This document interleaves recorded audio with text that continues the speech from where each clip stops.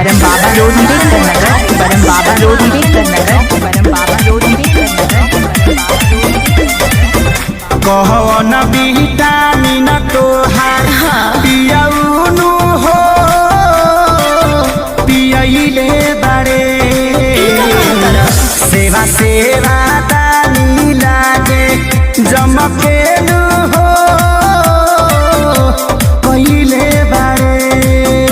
उसे तोरा का मतलब बा सुख पावे है कतना कही हो हम दिन भर बैठल रही हो का बुझला शारदा कपूर जैसा हुन बोल कैसे हो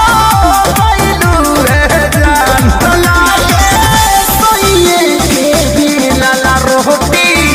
खइलू रे जान लागे सोइए के बिलला रोटी खइलू रे जान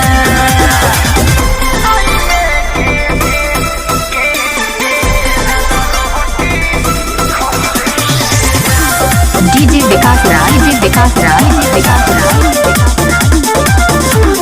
किशनपुर चौक, बरम बाबा रोड अम्बेडकर नगर, बरम बाबा रोड अम्बेडकर नगर, बरम बाबा रोड अम्बेडकर नगर, बरम बाबा रोड अम्बेडकर नगर। गुलु गुलु गाला गुलु भइल बा हो पुहा जइसे बोलाए सहारा को काला गइलु नु हो कि गो रइलु वैसे हर सोनू के करदानी के ई पानी है जवानी के संजय विशाल आखे सारी के लागे तू भूलैलू डीजे विकास राज, डीजे विकास राज, किशनपुर कबीरहा, किशनपुर कबीरहा, अमरपुर बाजार, अम्बेडकर नगर।